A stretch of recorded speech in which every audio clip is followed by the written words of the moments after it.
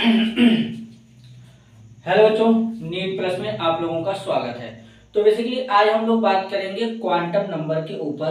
Quantum number क्या होता है, कितने टाइप्स का होता है, कैसे अप्लाई किया जाता है, ये सारा चीज आज के लेक्चर में हम लोग डिस्कस करने वाले हैं। तो आराम आराम से पेन और पेपर लेकर के बैठ जाइए, एक एक बात को डिस्कस करेंगे आराम आराम से। चलिए, तो सबसे पहले हम लोग समझेंगे क्वांटम नंबर। क्वांटम नंबर आज हम लोग देखने वाले हैं क्वांटम नंबर। अब क्वांटम नंबर को कैसे समझेंगे, आखिरकार क्वांटम नंबर होता क्या है।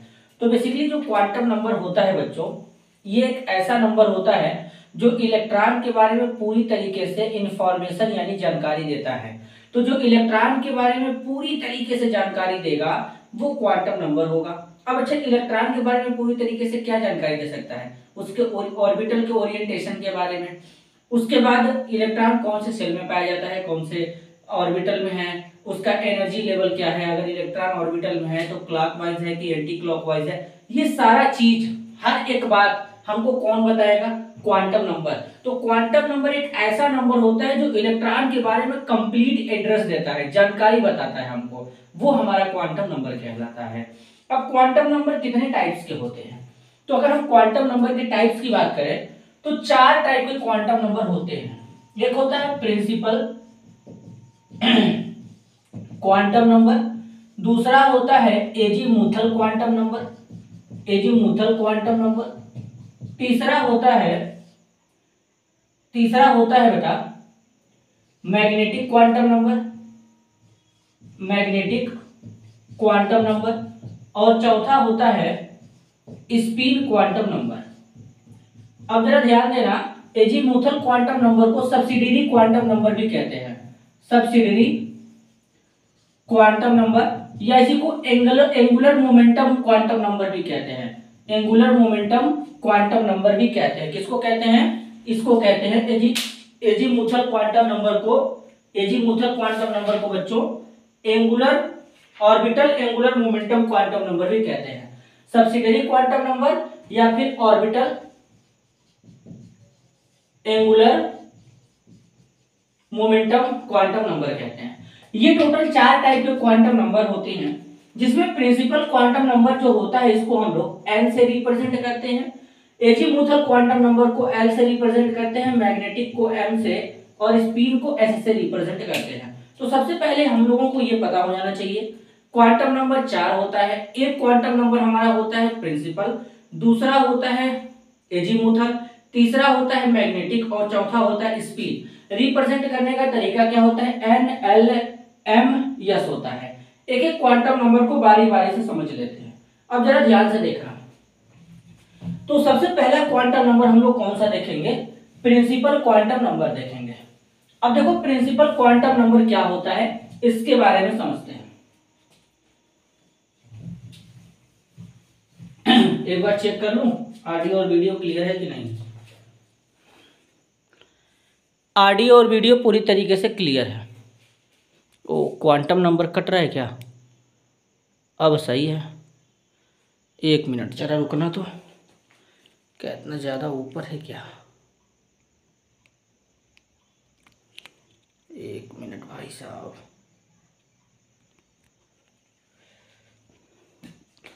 रुकना जरा।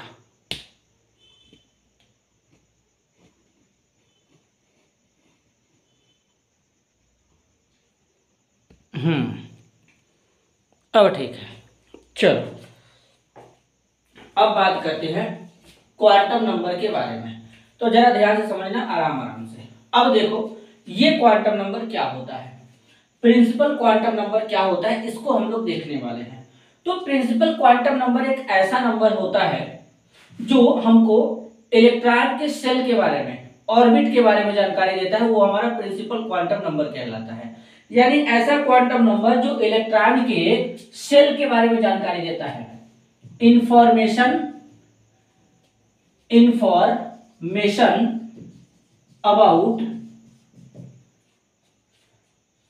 सेल ऑफ इलेक्ट्रॉन, इलेक्ट्रॉन के सेल के बारे में जो जानकारी देगा वो प्रिंसिपल क्वांटम नंबर होगा। इसको रिप्रेजेंट करते हैं स्मॉल n से, स्मॉल n से डिनोट इसको रिप्रेजेंट करते हैं। अब जरा देखना, जो n इज इक्वल टू होता है 1 2 3 4 5 6 इस तरीके से इंटीजर होता है, और इनको रिप्रेजेंट करने का तरीका k l m n o p इस तरीके से चलता जाएगा। यहाँ पे जो n होगा वो कैपिटल N होगा, समझ गए। तो जैसे ये न्यूक्लियस है, यहाँ पर ध्यान देना इस तरीके से, ठीक है, यहाँ पर ये ऐड रहेगा इस तरीके से। ये आ रहा है कि नहीं आ रहा है, देख सकते हो जरा तो, कि ज्यादा ऊपर बन गया, नहीं आ रहा है, अच्छे से आ रहा है। चल, तो अब देखना जरा इसमें क्या होता है। ये K L M N O 1 2 3 4 5, तो ये हमारा है प्रिंसिपल क्वांटम नंबर जो सेल के बारे में इंफॉर्मेशन देगा। क्लियर है, तो इसको इस तरीके से समझेंगे। तो प्रिंसिपल क्वांटम नंबर जो इंफॉर्मेशन देता है इलेक्ट्रॉन के शेल के बारे में, वो प्रिंसिपल क्वांटम नंबर होगा। n से रिप्रेजेंट करेंगे, n हमारा इंटीजर हो सकता है। आगे चलते हैं, दूसरी बात आगे देखो। प्रिंसिपल क्वांटम नंबर के बाद जो दूसरा क्वांटम नंबर आता है वो एजीमुथल क्वांटम नंबर आता है। कौन सा क्वांटम नंबर आएगा? Azimuthal quantum number. अब जरा एजीमुथल क्वांटम नंबर को समझ लेते हैं। दूसरा एजीमुथल क्वांटम नंबर, देखो जरा, एजीमुथल क्वांटम नंबर। अब जो एजीमुथल क्वांटम नंबर होता है ये इलेक्ट्रॉन के सबसेल के बारे में जानकारी देता है, यानी ये इंफॉर्मेशन देता है इलेक्ट्रॉन के सबसेल के बारे में। अब इसको रिप्रेजेंट करते हैं स्मॉल एल से। इसका जो वैल्यू होता है वो n के वैल्यू पे डिपेंड करता है, तो इसलिए एजीमुथल क्वांटम नंबर का फॉर्मूला होता है n-1। अब हम लोग, हमारे पास 4 सबसेल होते हैं s p d f। इन चारों सबसेल के लिए एजीमुथल क्वांटम नंबर l का वैल्यू हम लोग निकालेंगे। कब? अभी निकालेंगे, अभी इनके लिए हम लोग वैल्यू निकालेंगे। सबसेल, इनके लिए वैल्यू निकालना है। कैसे निकालेंगे जरा समझना। छोटा सा फोटो बनाता हूं। ये है न्यूक्लियस, देखो पहले सेल में हमारा कौन सा पाया जाएगा? S मिलेगा। ये पहला सेल है, n बराबर 1 2 3 4, ठीक है, K L M N।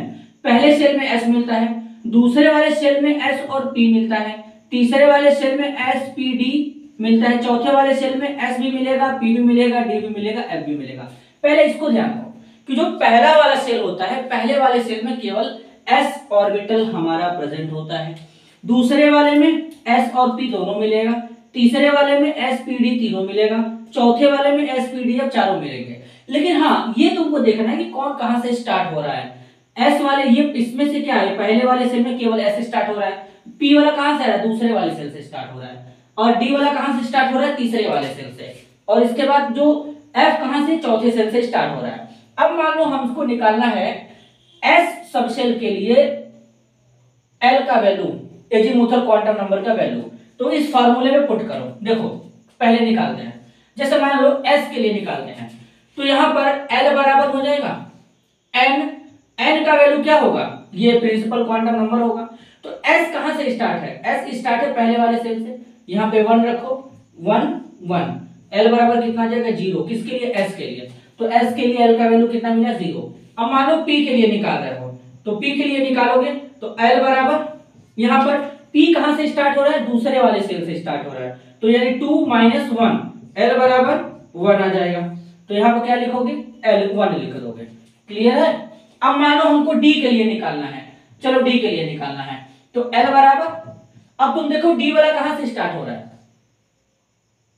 तीसरे वाले से, तो 3 - 1, l बराबर 2, यहां पे क्या आ जाएगा? 2 आ जाएगा। आगे देखो, यहां पर देखो f के लिए निकालना है, तो चौथे से स्टार्ट हो रहा है, तो f बराबर, तो यानी l बराबर 4 - 1 और l बराबर 3, ये आ जाएगा। मान लो यहां पर मैं एक और ऐड करने जा रहा हूं, g। तो जो g होता है वो कहां से स्टार्ट होता है? पांचवें से, यानी NO पांचवा, S P D F G, S P D F G। अब मान लो मैं यहाँ पे G ऐड कर दिया, तो अब तुमको कैसे निकालना पड़ता है? यहाँ पे सीधे सीधे L बराबर यहां पे लिखो 5 माइनस 1, L बराबर 4, लो हो गया। तो ये तुमको याद रखना है। देख लिए किस तरीके से निकाला जाता है। अब हम लोग बता सकते हैं कि एस सबसेल के लिए एजीमुथल क्वांटम नंबर जो L का वैल्यू होता है 0 होता है, P के लिए 1 होता है, D के लिए 2 होता है, F के लिए 3 होता है। या तो तुमको मैंने निकालने का तरीका बता दिया, या तुमको अगर नहीं निकालना है तो तुम ऐसे याद कर लो भाई साहब, 0 1 2 3 एसपीडीएफ। एक बार देखूं क्लियर है कि नहीं है पूरा पिक्चर। अरे क्या बात है, क्लियर है। अब समझ गए, आगे चलते हैं।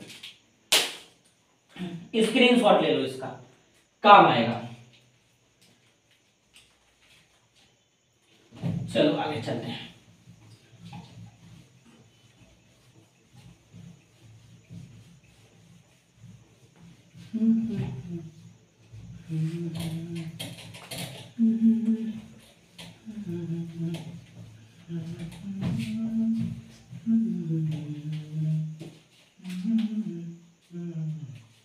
अब देखो तीसरा वाला समझते हैं।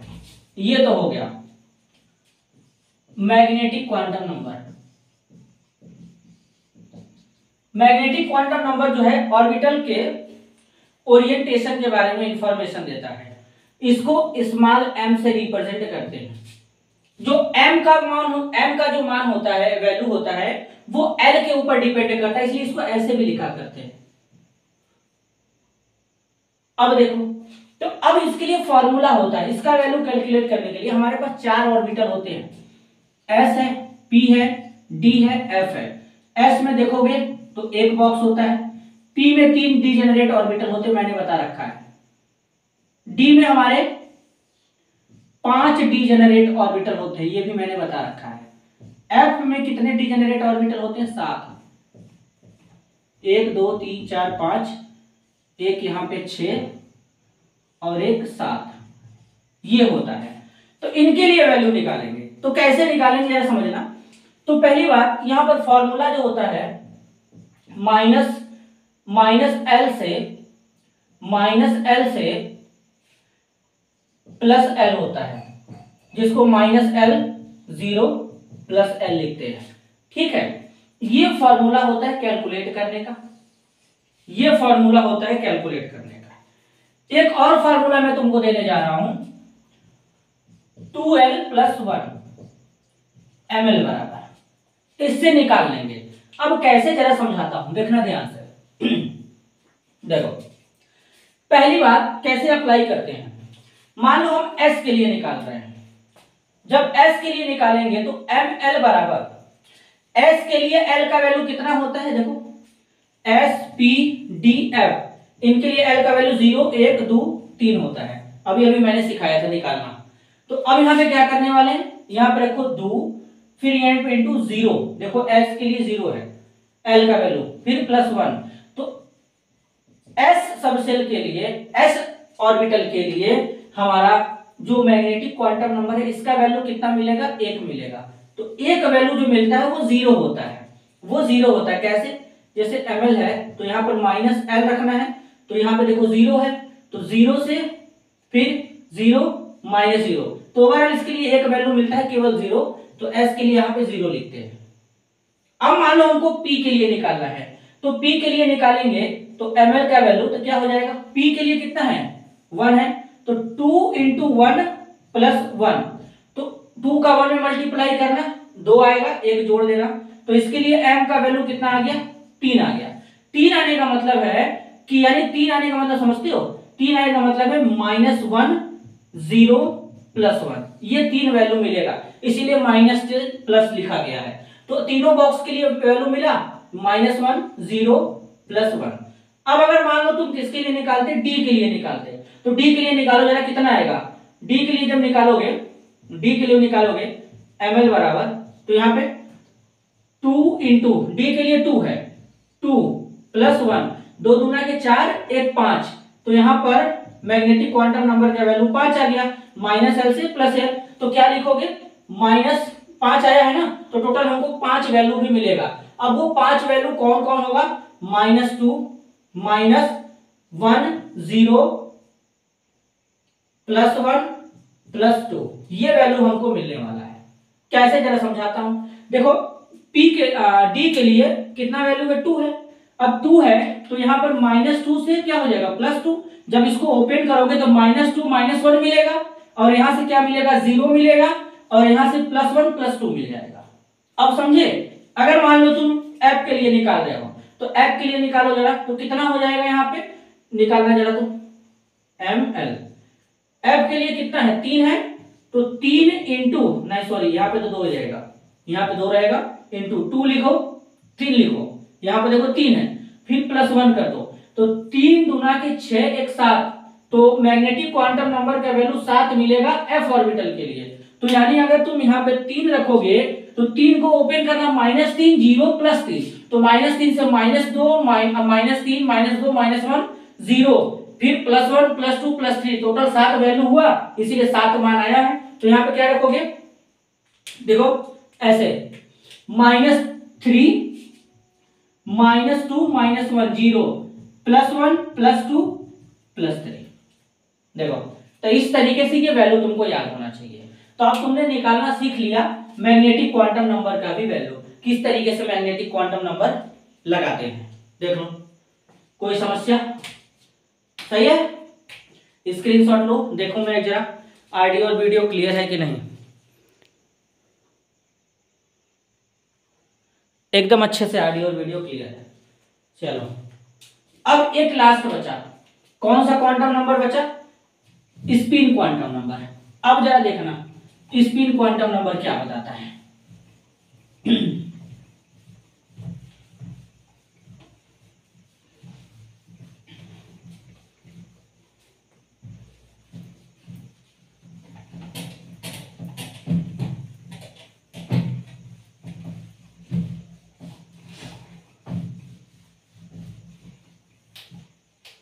स्पिन क्वांटम नंबर कॉपी में हेडिंग लगाना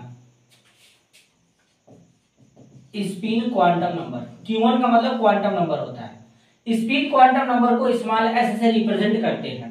स्पिन क्वांटम नंबर क्या होता है, ऐसा क्वांटम नंबर जो इलेक्ट्रॉन के डायरेक्शन के बारे में जानकारी देता है, ओरिएंटेशन के बारे में जानकारी देता है कि इलेक्ट्रॉन किधर ओरिएंटेड है। जरा ध्यान से समझना। अब जैसे मान लो कोई भी बॉक्स उठा लो, एक ऑर्बिटल में मिनिमम कम से कम 1 इलेक्ट्रॉन और मैक्सिमम 2 इलेक्ट्रॉन होते हैं। तो एक इलेक्ट्रॉन ऊपर की तरफ डायरेक्शन होता है, दूसरा नीचे की तरफ डायरेक्शन होता है, ये पहले याद रखो। बाकी जो इलेक्ट्रॉन ऑर्बिटल में कैसे भरते हैं, किस डायरेक्शन में होंगे, वो सारा चीज डिस्कस करेंगे अपन। लेकिन पहले ऑर्बिटल में 2 इलेक्ट्रॉन होते हैं, दोनों का डायरेक्शन अपोजिट होना चाहिए। अब अगर तुम ऐसे भर रहे हो तो ये भी सही है, ये अगर भर रहे हो ऐसे तो ये भी सही है। बस इसको ऐसे भी दिखा सकते हैं, ऐसे भी दिखा सकते हैं, लेकिन कभी भी ऐसे मत भरना, गलत हो जाएगा। अगर तुम ऐसे भर रहे हो तब भी गलत हो जाएगा। दोनों देखो डायरेक्शन सेम है, डायरेक्शन कभी सेम नहीं होना चाहिए। अगर तुम ऐसे भर रहे हो देखो इनका डायरेक्शन अपोजिट है, ये सही है। अगर तुम ऐसे भर रहे हो ये गलत हो जाएगा। अगर तुम ऐसे भर रहे हो ये भी गलत हो जाएगा। अगर तुम ऐसे भर रहे हो या तुमको क्या लगता है ये सही है? इनका क्या बारे में, इनके बारे में तुम लोग बताओगे, ये तुम लोगों का होमवर्क रहेगा, ठीक है। तो ये इलेक्ट्रॉन भरने का तरीका हो गया। तो मेरे को भरने में मजा यही वाला आता है, हमको भरने में यही वाला सही लगता है, इसलिए हम ऐसे वाला भरते हैं। ये भी ठीक है, क्लियर। मैक्सिमम देखो तुमको ये भी मिलेगा, ये भी मिलेगा बुक में, तो कोई टेंशन लेने वाली बात नहीं है। अब देखो तो एक ऑर्बिटल में 2 इलेक्ट्रॉन होते हैं, तो जिस इलेक्ट्रॉन का डायरेक्शन ऊपर की तरफ रहेगा इसको बोलना क्लॉकवाइज इलेक्ट्रॉन। क्या बोलना? Clockwise electron. जिसका नीचे की तरफ रहेगा इसको बोलना anti clockwise electron. Anti clockwise electron. जो क्लॉकवाइज इलेक्ट्रॉन होता है इसके लिए जो s का वैल्यू होता है +½ होता है, और एंटी क्लॉकवाइज जो होता है इसके लिए जो वैल्यू होता है -½ होता है। देख लो, तुमको यही याद रखना है बस। और ये तो तुम देखते ही बता दोगे, ये तो इंसान देख करके बताएगा कि भाई साहब इलेक्ट्रॉन का डायरेक्शन किधर है, इलेक्ट्रॉन का डायरेक्शन किधर है, वो देख के पता चलेगा। तो इस तरीके से मैंने तुमको सिखाया 4 क्वांटम नंबर। पहली बात फिर से रिकॉल कर लेते हैं, एक बार दोहरा लेते हैं, रिवीजन कर लेते हैं। क्वांटम नंबर एक ऐसा नंबर होता है जो इलेक्ट्रॉन के बारे में पूरी तरीके से जानकारी देता है कि इलेक्ट्रॉन के घूमने की दिशा क्या है, इलेक्ट्रॉन का एनर्जी लेवल क्या है, सब चीज बताएगा। 4 टाइप के होते हैं। प्रिंसिपल क्वांटम नंबर होता है, एजीमुथल क्वांटम नंबर होता है, जिसे angular momentum quantum number, orbital angular momentum quantum number या सब्सिडियरी क्वांटम नंबर कहते हैं। दूसरा मैग्नेटिक क्वांटम नंबर होता है, तीसरा मतलब। चौथा कौन होता है? Spin quantum number. टोटल 4 हो गए। रिप्रेजेंट करने का तरीका एन एल एम एस सब इस्तेमाल होने चाहिए। कैसे अप्लाई किया जाता है ये भी मैंने बता दिया। लास्ट ये जिसमें से हमारा प्रिंसिपल क्वांटम नंबर इलेक्ट्रॉन के शेल के बारे में इंफॉर्मेशन देगा। Azimuthal quantum number sub shell के बारे में बताएगा, जिसके लिए हमको सब शेल का वैल्यू जो होता है एजीमुथल क्वांटम का, एल का सब शेल के लिए, एस के लिए 0, पी के लिए 1, डी के लिए 2, एफ के लिए 3 होता है। इसके बाद जो हमारा मैग्नेटिक क्वांटम नंबर होता है ऑर्बिटल के ओरिएंटेशन के बारे में बताता है। स्पिन क्वांटम नंबर इलेक्ट्रॉन के डायरेक्शन के बारे में बताता है। तो 4 क्वांटम नंबर हो गए, ये हम लोगों ने सीख लिया। अब नेक्स्ट टॉपिक में नया चीज डिस्कस करेंगे। टेंशन मत लेना कि सर क्वांटम नंबर पढ़ा दिए लेकिन आप क्वेश्चन नहीं लगवाएं, प्रैक्टिस नहीं किए। करेंगे एक ही साथ एक ही जगह पे अप्लाई करेंगे। क्यों? क्योंकि अभी तुम लोगों को मैंने इलेक्ट्रॉन कैसे भरा जाता है ऑर्बिटल में, क्या तरीका होना चाहिए, इलेक्ट्रॉनिक कॉन्फ़िगरेशन क्या करना चाहिए, कैसे होना चाहिए, ये सब मैंने अभी नहीं सिखाया है। तो इसलिए हम लोग अभी नहीं भर रहे हैं। क्यों? जब सारा चीज सीख लेंगे तो एक साथ अप्लाई कर सकते हैं। क्योंकि मैं तुमसे बोल दूं कि चलो सोडियम के लास्ट इलेक्ट्रॉन के लिए चारों क्वांटम नंबर का वैल्यू निकालो, तो सोडियम के लास्ट इलेक्ट्रॉन के लिए चारों क्वांटम नंबर का वैल्यू कैसे निकाल सकते हो तुम? जब तुमको इलेक्ट्रॉनिक कॉन्फ़िगरेशन सोडियम का लिखने आएगा तभी तो निकाल सकते हो। जब तक लिखने नहीं आएगा तो तुम कैसे निकालोगे? तो इसलिए मेरे कुछ चीज बचा है, जब उसको कंप्लीट कर लेंगे देन एक साथ अप्लाई करेंगे, बम्पर तरीके से निकालेंगे। क्लियर है? तो आज के लिए बस इतना ही, मिलते हैं अगले वीडियो में, तब तक के लिए धन्यवाद।